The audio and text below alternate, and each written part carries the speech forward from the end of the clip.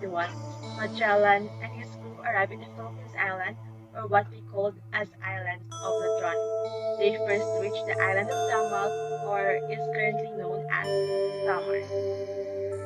On March 18, 1521, there came some natives giving signs of joy for the presence of the crew of Magellan. As you can see here are native Filipinos. They are also undressed as per defined by the book written by Pigafetta.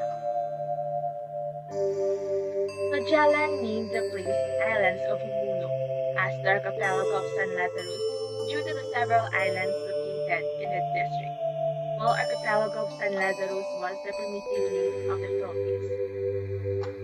And Magellan succeeds in his plan to influence the fate of the people on the island he has conquered.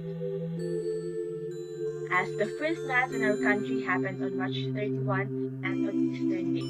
The first cross was then set up in Mazawa or Limazawa as wished by Magellan for the benefits of the natives now. The native Filipinos have their idols before and a god which they called Aba, but they threw this belief away as they embraced Christianity, which Magellan introduced. Magellan and his crew went to Zubu on April 7 upon hearing that good reports about the island from the king of Mazawa that the people are now embracing Christianity, but they are not immediately warmly welcomed, for they were asked to pay tribute, but of course Magellan refused to do so. And that refusal led to a negotiation to another. While the king of Cebu asked for a drop of their blood as a sign of friendship, and both of them agreed. So this could be seen in the second picture.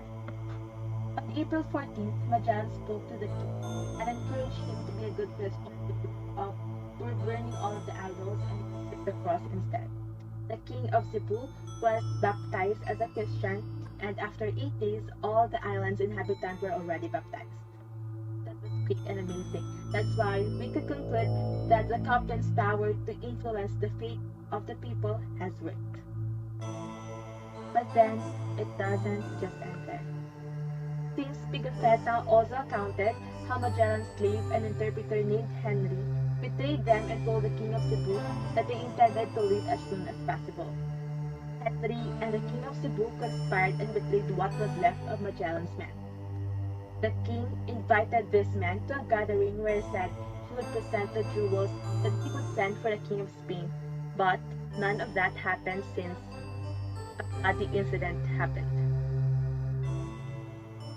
Pigafetta was left on board the ship and was not able to join the 24 men who went to the gathering because he was nursing his battle wounds. He was actually lucky at that time. Since the natives had slain all the men except the interpreter and the one Serrano, who shouted at the men on the ship to pay ransom so that he would be spared, but he was left on the island for they refused to go back to shore. The fleet abandoned Serrano and left Cebu to their journey around the world. And that ends our content and contextual analysis of the first voyage around the world map. While considering the inadequacy of marine instruments at that time, I can say, ma'am, that the Magellan's voyage can be considered as the greatest single trip ever undertaken. While in terms of the hardships the men endured and the courage they displayed, they remained strong, and I believe that Magellan's maritime exploit has perhaps never been surpassed until now, ma'am. For the last part of our discussion, ma'am, let us now proceed to the contribution and relevance of the document. So the first voyage around the world is a proof of the richness, governance, and independence of our country in the pre-colonial era. Christianity, as the largest religion in the world, was propagated in the Philippines by Ferdinand Magellan.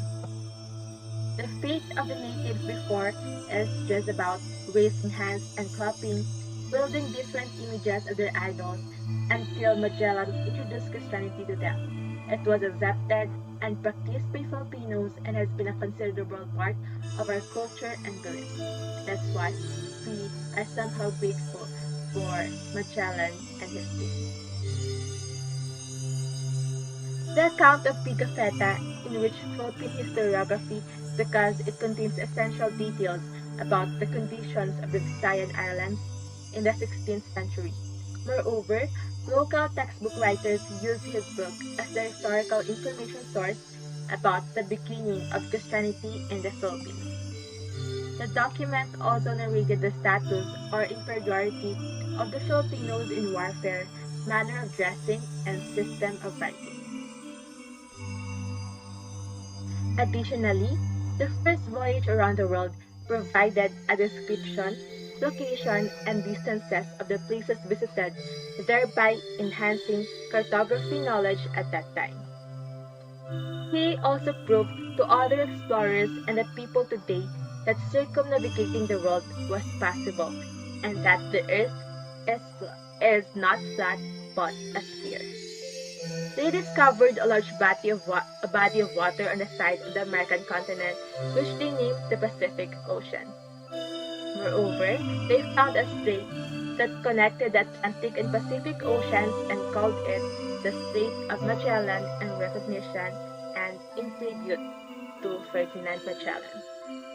And that's it now for the contribution and relevance of the first voyage around the world. To wrap it up, we could say that Pigafetta's journal is a vital piece not only to Philippine history, but also to world history as well, since he was able to narrate the events that transpired in a way that gives the readers like me the picture of what it was like before his first voyage around the world. And I salute you for that. So that's it now. Thank you for listening.